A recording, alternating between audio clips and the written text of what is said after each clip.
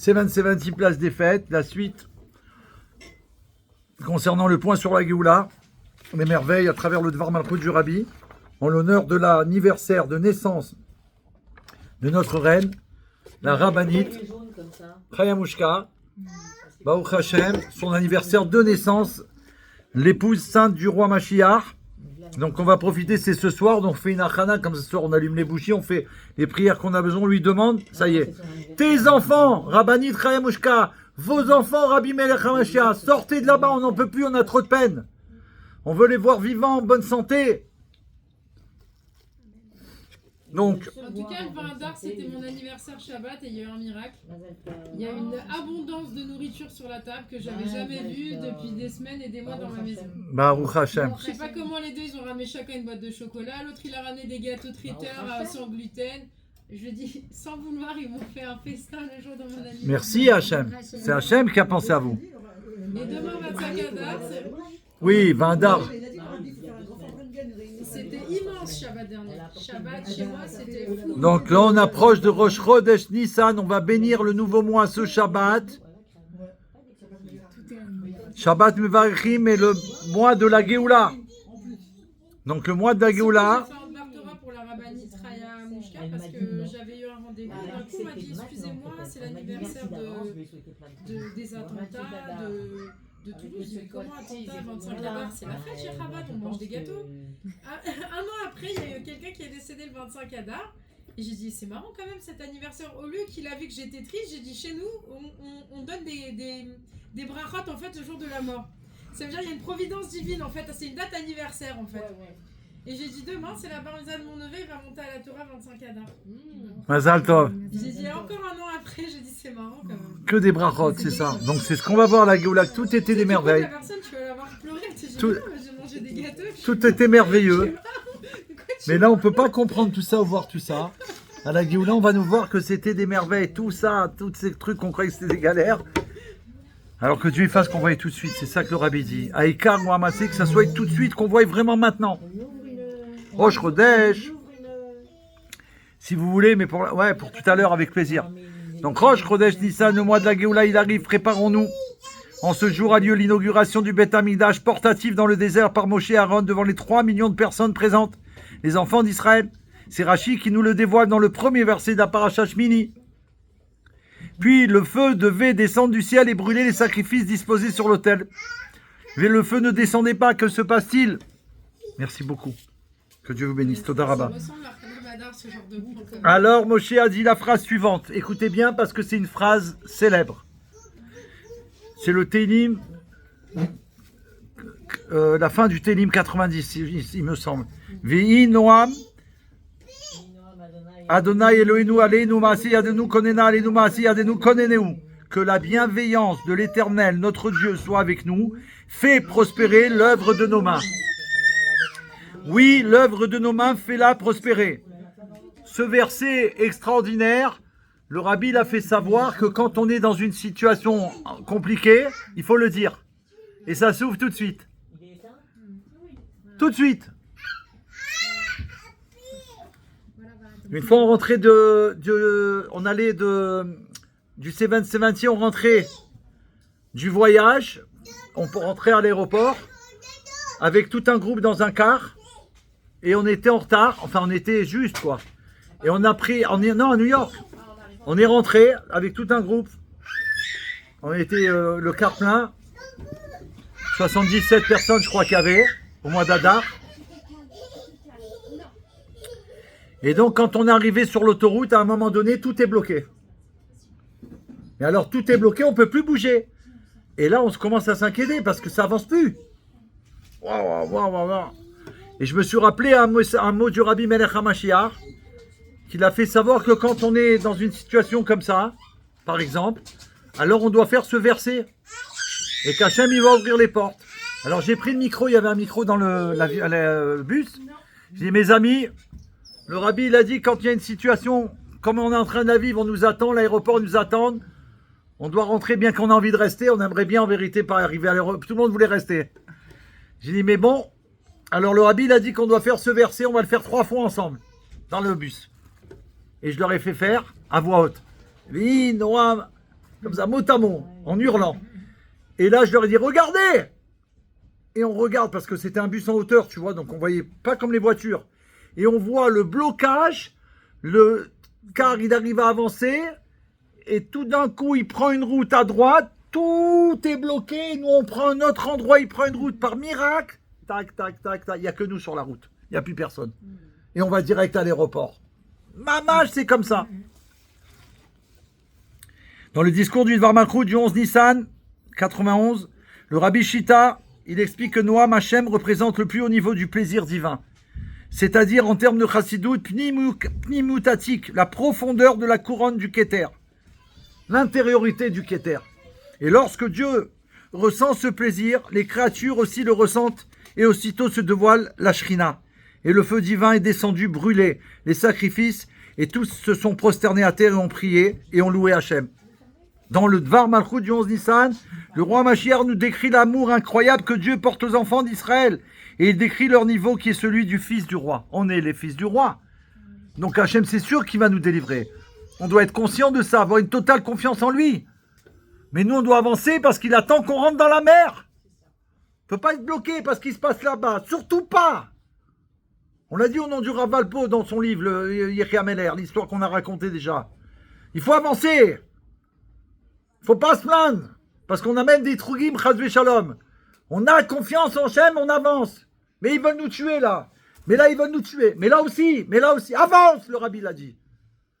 On t'a demandé de avance. Parce que le fait d'avancer, le plan divin qui est préparé par Hachem depuis la création du monde et même avant, il est en phase de se réaliser. Mais qu'à condition que tu avances. Pourquoi le Rabbi l'a dit? Ouais, bien sûr, Narshon, justement. Et comment que ça se fait qu'on doit avancer? On doit avancer parce que ce processus, il est là. C'est qu'en avançant que la mer, elle s'ouvre. Ça veut dire que la Géoula, elle est là. Comment que ça se fait? Comment que le Rabbi il a pu nous dire qu'il faut avancer, qu'il faut courir, qu'il faut marcher.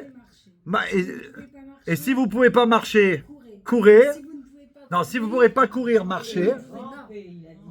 Non, courez si vous pouvez courir. Voilà. Si vous ne pouvez pas courir, marchez.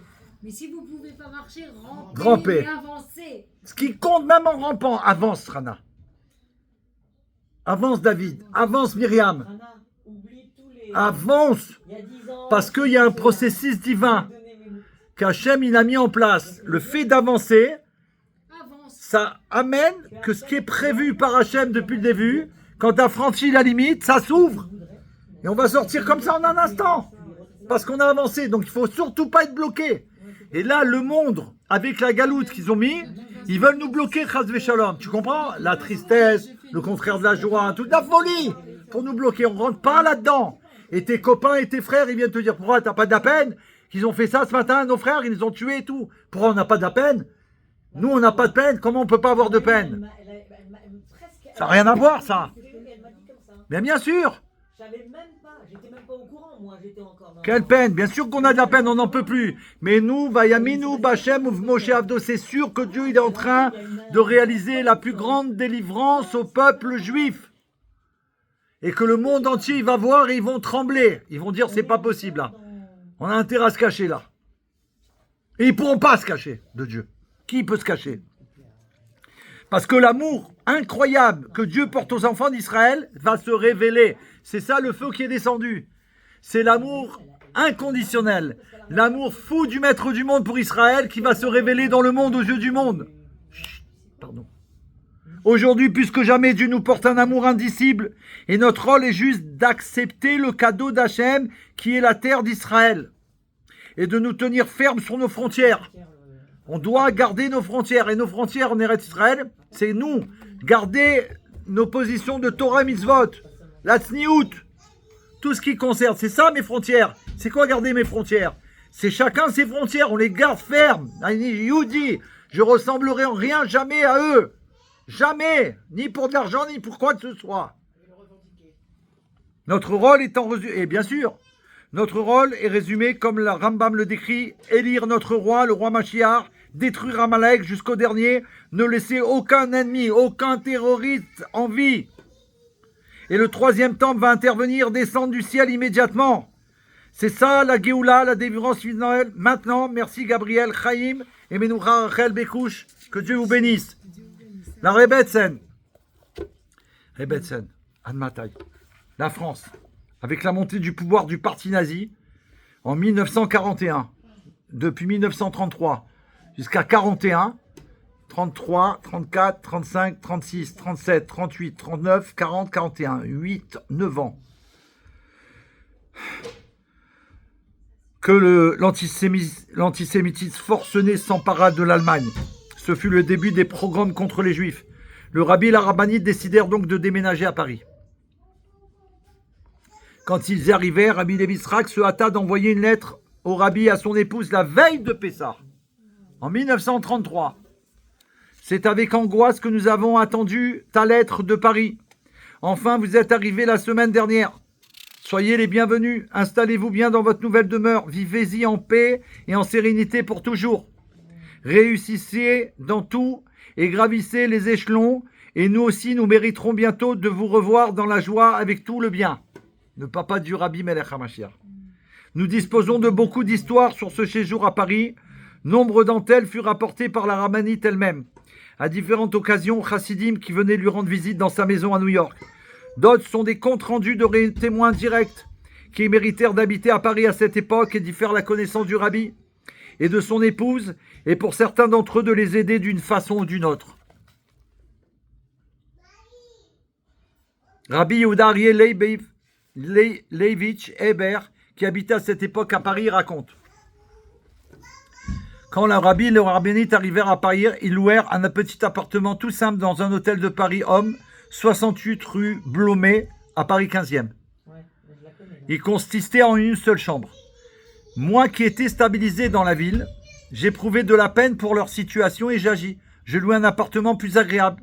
Je le meublais avec des meubles neufs et annonçais avec fierté à la rabbinite, l'appartement est prêt pour que vous vous y installez comme vous le désirez. Elle a répondu qu'elle devait d'abord en discuter avec son mari. Une semaine après, je n'avais toujours pas reçu de réponse et je revins les voir. Quand je mentionnais le problème de l'appartement, la rabbinite fit un geste des mains comme pour dire « Que puis-je faire ?» Et elle expliqua « Que puis-je vous répondre alors que mon mari n'est pas du tout intéressé par cela ?» Dans une lettre adressée à son fils, le rabbi Levi Yitzhak explique le nombre de pièces dont disposait le jeune couple, d'après la Kabbale. Selon son habitude, la lettre fait allusion à un autre appartement dans lequel ils s'installèrent par la suite, au 7 Villa Robert Lindé, Paris 15e. Je crois que j'ai été grâce à Rav Yitzhak, qui m'avait dit un jour l'adresse, il m'a demandé d'aller.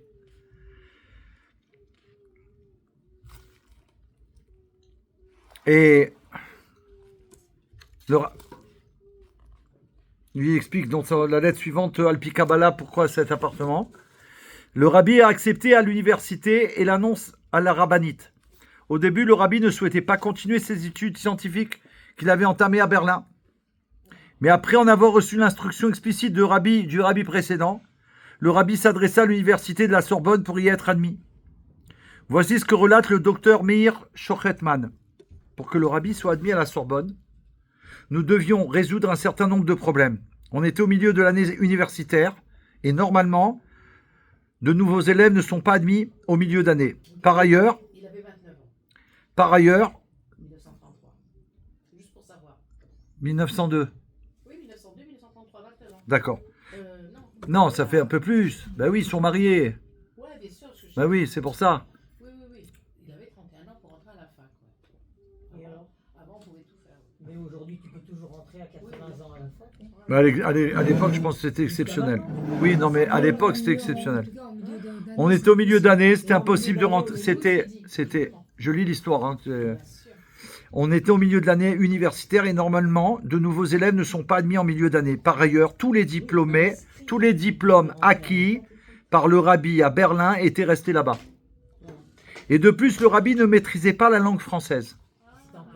Mais suite à la demande expresse du rabbi précédent, j'ai fait tout ce que je pouvais à ce sujet.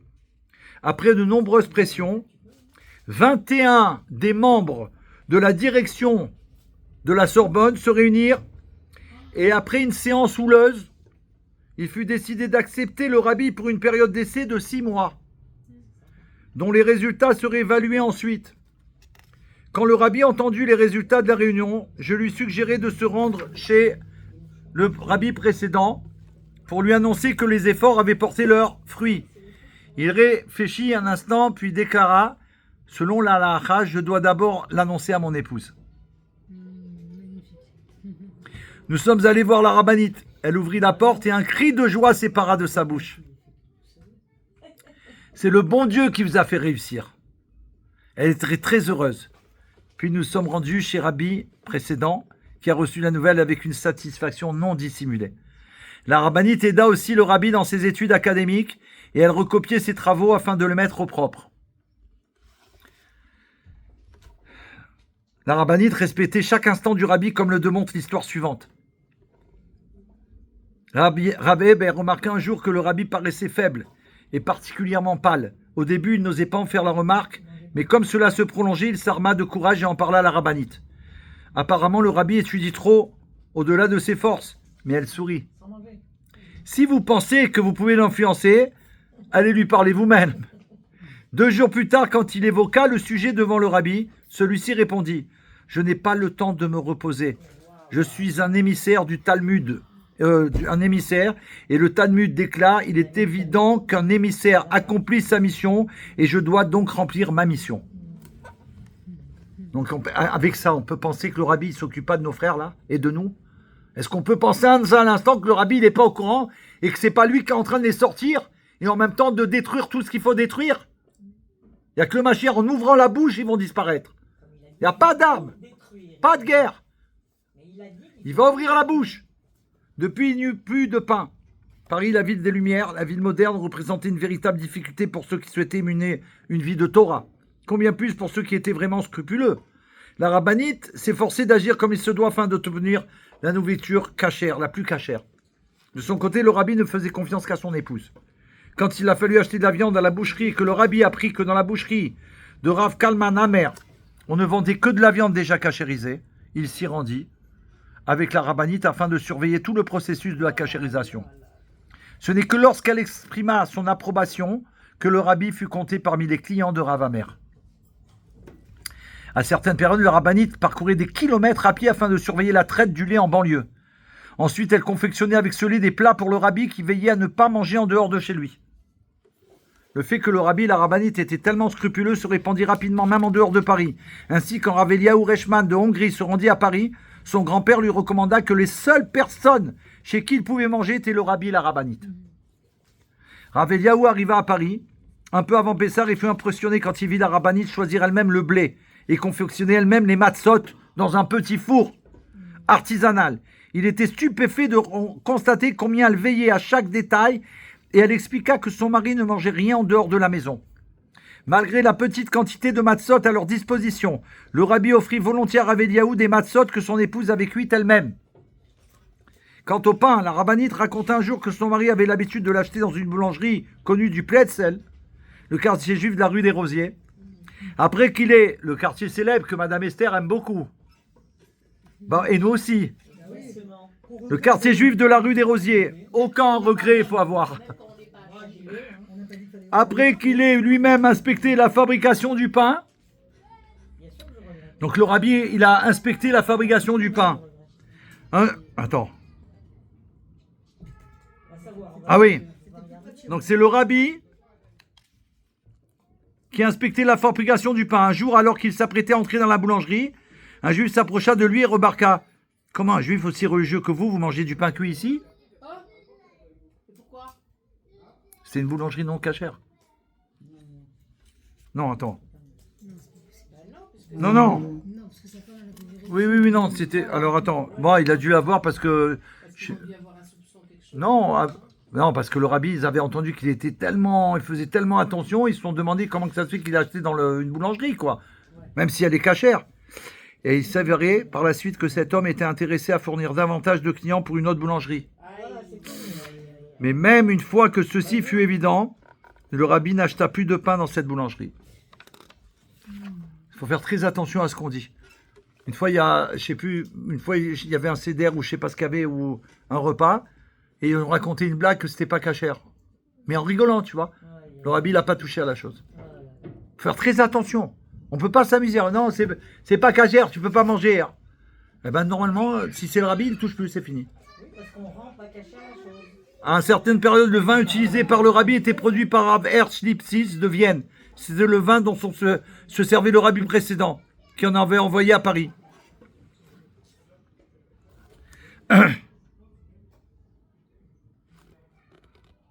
Un jour, Rav Hanina Sinai David Albersam, un des secrétaires de la rabbinite, vit une photo du rabbi et de la rabbinite debout à côté d'un endroit enneigé dans une ville d'Europe. La rabbinite lui raconta les circonstances de cette prise de vue. C'était en France. Pour monter au sommet de la montagne, il y avait deux possibilités, un véhicule spécialisé ou une voiture normale. Le rabbi décida d'utiliser le véhicule spécialisé, tandis que je préférais la voiture normale. Bien entendu, le véhicule spécialisé circule plus rapidement, et quand j'arrivais avec la voiture normale, je recherchais le rabbi pendant quelques minutes. Quand je le retrouvais, il se tenait à l'entrée d'une grotte, et observait un certain bloc de glace qui avait une forme particulière. Quand j'arrivais, il déclara « Cela, c'est vraiment ce que signifie le verset. Comme tes œuvres sont impressionnantes, ô Hachem. » Voilà. À propos de cette période particulière passée à Paris, la rabbinite remarqua une fois devant l'une des envoyées du rabbi à Paris « Nous avons labouré et semé. À vous de récolter. » C'est le 21 Shvat 1939. Le rabbi et la rabbinite furent ceux qui portent le bébé lors d'une Brit Mila dans la famille Haber. Après la Brit Mila, Rav Haber exprima ses remerciements vers le rabbi et la rabbinite. La rabbinite déclara alors des bons amis, n'est pas nécessaire de les remercier. Mais toutes les leçons qu'on apprend avec le rabbi, c'est sans arrêt. Quand en 1939 éclata la Seconde Guerre mondiale, les jours paisibles de la période parisienne prirent fin. De nombreux réfugiés se mirent à affluer dans le pays, qui devint rapidement de plus en plus désorganisé. Les nazis, que leur nom soit effacé à jamais, envahirent la France et l'occupèrent sans partage. Ainsi s'acheva une période durant laquelle le rabbi avait pu s'élever de degré en degré sans être dérangé, alors que nul ne connaissait sa valeur. Une nouvelle vie commençait, une vie de pérégrination et finalement la fuite progressive de l'Europe occupée. Baruch Hashem, on sait qu'ils sont ressortis sains et saufs, grâce à Dieu.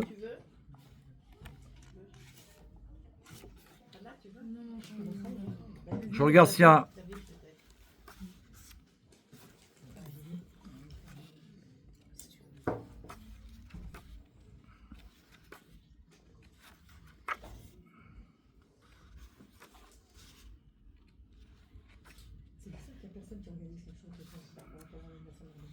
Il y a partout. Je rigole, quoi. Comment il y a partout? Il y a partout. Une fois, raconte la rabbinite, je me promenais à Nice. On va terminer avec cette histoire pour dire un mot du Dvar Malchut. Elle se promenait à Nice. Non, je vais raconter une chose après, si vous permettez, qui s'est passé là il y a 2 jours. C'est Ashgar Hapratit. J'ai aperçu Myriam. J'ai aperçu la femme d'un certain Rav de Belgique. C'est la rabbinite qui dit, elle était à Nice. Elle attendait son mari qui était parti se tremper dans la mer, au Mikvé. Soudain, un groupe de soldats allemands se dirigeait vers la mer. Ils n'avaient pas encore conquis la ville, mais bien évidemment, nous avions toutes les raisons de nous méfier d'eux. Nous avions surtout peur pour son mari, dont l'apparence est évidemment celle d'un juif pratiquant. Soudain, j'eus une idée. Je m'approchai d'un maître nageur et lui demandai, n'est-ce pas une tête que l'on aperçoit là-bas, loin dans la mer? Et tandis qu'il regardait, je lui fis comprendre qu'il n'était vraiment pas nécessaire que le trouve. Le maître nageur, que eux, les nazis, le trouvent. Le maître nageur comprit l'allusion, prit son canot de sauvetage et sembla se précipiter comme pour sauver un nageur en danger. Effectivement, il sauva le Rav, le prit dans son embarcation et se dirigea loin de la page afin qu'il ne soit pas remarqué par les Allemands. Entre-temps, celui-ci s'était approché pour voir ce qui se passait. Ils ne firent pas attention. Ils remarquèrent le juif dans le canot, mais comme il était déjà loin, ils ne purent rien lui faire et s'éloignèrent.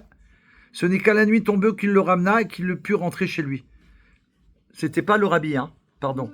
C'était quelqu'un, grâce à la dame, il l'a sauvé. D'une dame, exactement. La femme envoya un de ses 2 fils, pour que je m'inquiète plus à son sujet. Pendant tout ce temps, le rabbi précédent agissait depuis les États-Unis pour permettre à sa fille et son gendre de quitter l'Europe en flammes. À Washington, ce fut Mr. Asher Rabinovich, le fils du chassid Rav David Meir Rabinovich, un des plus anciens des chassidim venus aux États-Unis qui mena les négociations pour obtenir les visas tant attendus. Le processus s'avérera très long avant de pouvoir porter ses fruits. Le rabbi précédent exprima plusieurs fois son amertume devant la lenteur des résultats. Dans une lettre datée du 26 Adar, incroyable, dans 2 jours, 1941, le lendemain de son 40e anniversaire, la rabbinite, incroyable qu'on fasse ça, la rabbinite annonça à sa famille qu'elle avait obtenu une promesse du consul américain de Nice de recevoir des visas. Oh, merci rabbinite. Le consul, c'est américain, c'est ça? Parce que moi, c'est grâce au consul américain que j'ai eu l'autorisation d'appeler mon fils Indiana. Ouais, Indiana, et grâce à ça, je l'ai appelé Youssef. C'est toute une histoire de fou, mais j'ai été jusqu'au consul américain. Une histoire de malade.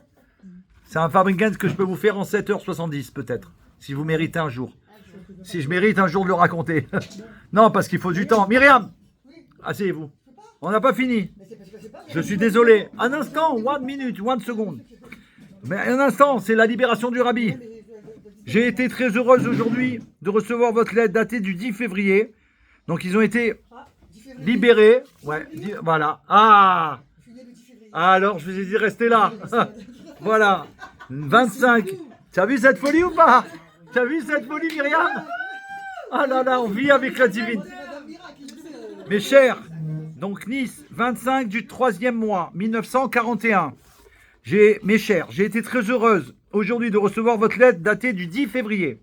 Cette fois-ci, la lettre contient davantage de détails. Je suis très contente que vous tous, mes chers, vous vous sentez bien.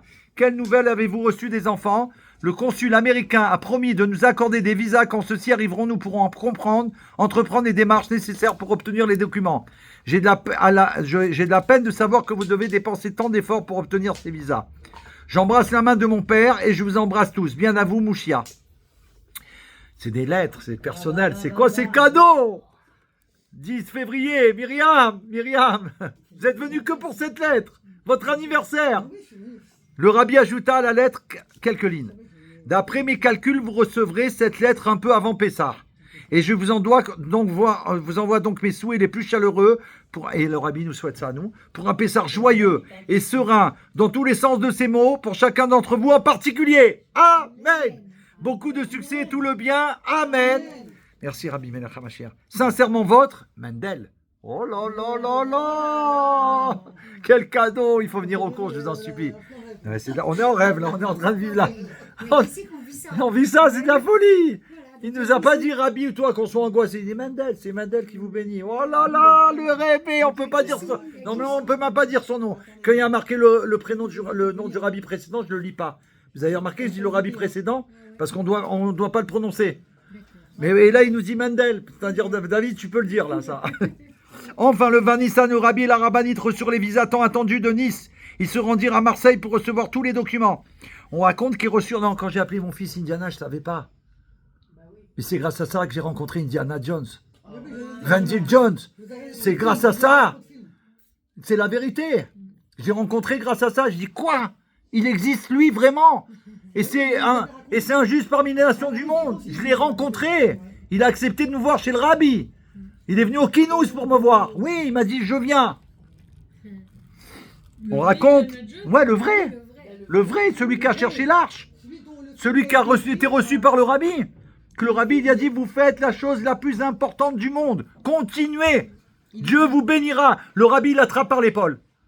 Est-ce que vous le saviez ça? Le rabbi l'attrape par l'épaule. Il y a la photo. Non, parce que le film qu'ils ont fait, je l'ai déjà raconté. Le film qu'ils ont fait, c'est parce que un de ceux qui travaillaient avec Van Gil Jones, ils avaient filmé. Et lui, il a envoyé la cassette à Spielberg. Et il a fait le film. Ça l'a inspiré pour faire le film. Il nous l'a dit, Van Gil Jones. Il a dit, je devais faire un procès, mais je pouvais rien faire comme contre Spielberg. Et c'est des millions. Attends, je vais faire les chaïm là, parce que là, on m'avait obligé à faire les chaïm pour la Géoula. Pour la répète, scène.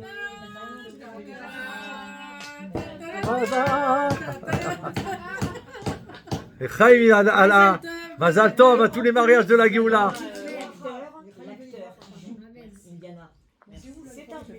George Harrison, comment il s'appelle l'acteur? Hein? Ah, comment? Non, George Harrison c'est le chanteur. Comment il s'appelle le chanteur? Harrison Ford. I'm Jewish, yes. Donc lui, il a trouvé, il cherche le premier surtout. Le premier, il est inspiré de Van Jones, tout le film.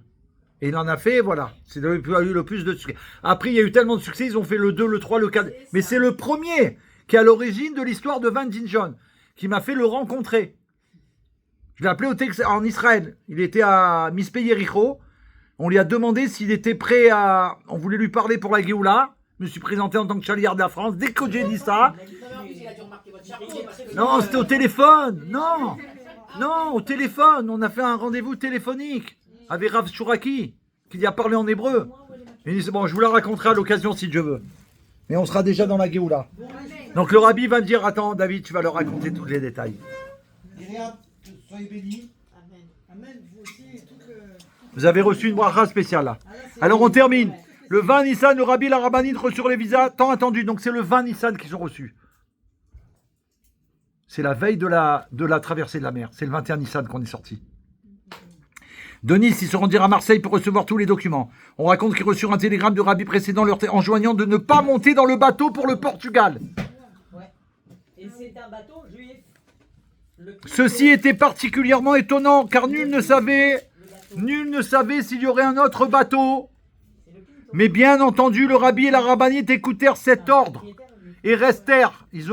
Pourtant, ils ont attendu tellement longtemps. Il faut écouter le Rebbe. S'il te dit de ne pas bouger, tu ne bouges pas. S'il te dit avance, tu avances. Ils parvinrent à acheter des billets pour le prochain bateau. Par la suite, on apprit que les passagers du premier bateau avaient été faits prisonniers par les Italiens et qu'ils furent retenus en Italie durant toute la guerre, dans des conditions très peu confortables. Ils ont été sauvés. Quelle était la raison? Parce qu'il devait voyager Shabbat, c'est pour ça? Pourquoi il n'a pas voulu comme ça? On sait pas. Télégramme du rabbi, il n'y a pas de raison. Le roi, il parle. Mais la raison, il vient de la donner. Oui, mais il a donné une explication. Mais il vient de la donner. Il a dit ce bateau, il a été pris par les Italiens. Ils sont restés prisonniers jusqu'à la fin de la guerre. Oui, c'est ce qui s'est passé. Mais est-ce qu'on sait pour quelle raison le rabbi n'a pas pris ce bateau au départ? Mais non, c'est pas ça. C'est le rabbi précédent qui a envoyé un télégramme et il leur a dit de ne pas prendre. Voilà. Elle existe, la lettre. Mais excusez-moi, est-ce que Rabbi Rayat, il leur avait dit ce qui allait arriver ou pas? Non. Mais là, il n'a pas besoin de... C'est un télégramme. Tu peux mettre 3 mots, 4 mots. Prendre bateau suivant. Mais s'il y avait deux Prendre... juifs, le rabbi il aurait dû prévenir d'autres juifs de ne pas le prendre ce bateau finalement. C'est le rabbi, c'est spécial. On ne peut pas dire à tout le monde. Qui c'est qui l'aurait cru? Il n'y a qu'un rabbi qui peut croire. Il n'y a que le rabbi qui écoute le rabbi qui peut faire ce que le rabbi lui demande. Tu vas dire aux autres, ils vont dire attends, mes trucs, mais si, mais là, mais t'as, truc. Ceux qui sont partis sur le bateau là, qui est le plus grand bateau, tu leur aurais dit qu'il va couler. Qui c'est qui aurait... Grâce aux efforts du rabbi précédent, ils reçurent au Portugal des visas de transit. De là, ils arrivèrent en Espagne, à Barcelone, où ils s'embarquèrent sur le bateau Surpa Pinto. Le voyage fut très dangereux car les nazis attaquaient toutes les embarcations. Grâce à Dieu, il ne parvint pas à toucher ce bateau dans lequel se trouvaient aussi des ambassadeurs étrangers qui fuyaient la France. Le 28 Sivan, ma femme elle est née le 27 Sivan, pour préparer la Goula. Le 1941, le rabbi et la rabbinite arrivèrent enfin aux États-Unis. C'est pour ça qu'on aime tellement les États-Unis. Parce que le rabbi, il a été là-bas. Mais si, nous on aime tout ce que le rabbi fait. Rabbi précédent avait envoyé une délégation composée de 4 anciens chassidim pour l'accueillir.